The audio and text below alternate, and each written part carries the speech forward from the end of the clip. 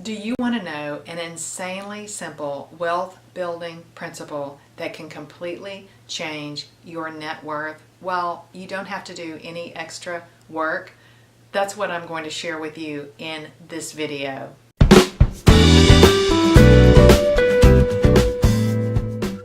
Hi, I'm Camille Gaines, founder of FinancialWoman.com, author of Earn, Grow, Give, and I'm a financial coach.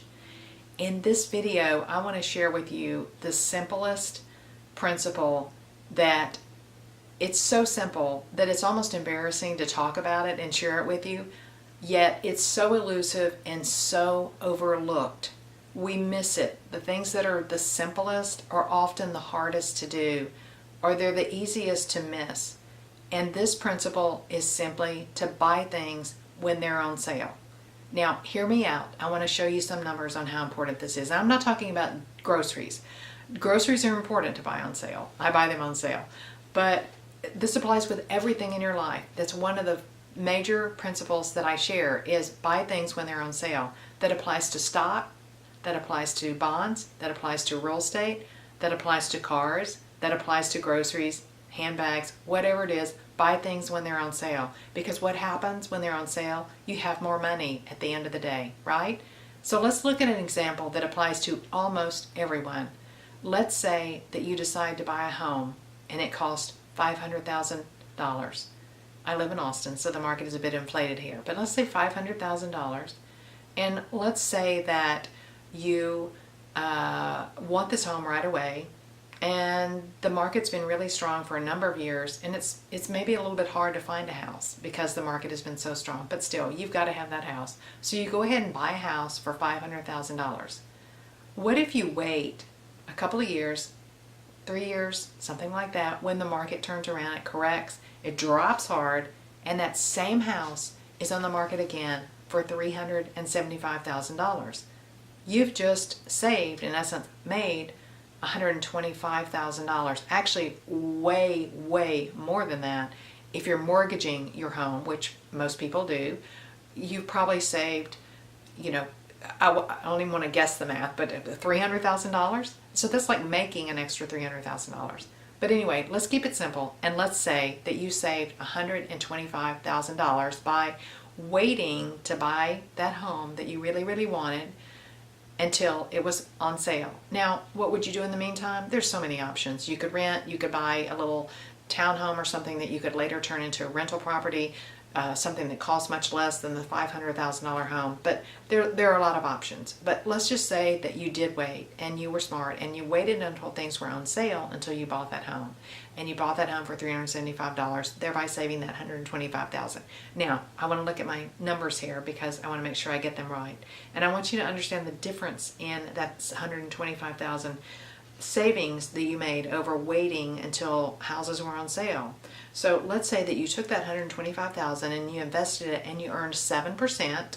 And I've done other videos on the 7%, so watch those if you want to understand where I came up with that and why I'm using 7%. And it's just an example. I'm not saying you can earn 7%. It totally depends on when you invest and a number of factors. But let's just say it's realistic that you could earn 7%, and you took that $125,000, you invested it, and you earned 7%. In just 10 years, that $125,000 would be worth $246,000, roughly $246,000. You didn't do any work, and yet you had an extra over $100,000. Let's say that you put that money aside for 15 years. That money will have grown to almost $345,000. And let's say that you put the money aside for 21 years. Now, I used 21. I played with the numbers a bit because I wanted to get over $500,000. And sure enough, I did. That money would be worth almost $518,000 if you did nothing else other than buy the house when it's on sale. That's all you did. There's no more work involved, right? So that is over 21 years. You would have an extra over $500,000. Now, again, if you mortgage this, you finance this home purchase, it would be way more than that. It would be, $200,000 or $300,000 more than this. So you can see how all you had to do in this scenario is wait until things are on sale. Buy when things are on sale. Now, you don't always have to wait. Sometimes you just have to look and do a little bit of extra work. For example, we bought a rental unit that the market was very, very strong. We bought our own home when the market was very, very strong. But they were both unusual deals in that they had been on the market for a while, either for one reason or another. They had not sold. Our home had been overpriced originally, and then they missed the height of the market, which is in the spring, and so we bought around Christmas time when we were visiting family. And so there are times when things go on sale. It's not just because the market has changed. And we had a similar scenario with one of our rental properties where it just was an estate situation. It hadn't been marketed well, it didn't show well, and it was just a great little property that we picked up. So things don't always, you don't have to always wait to buy things that are on sale. You can find things on sale because there are always market anomalies.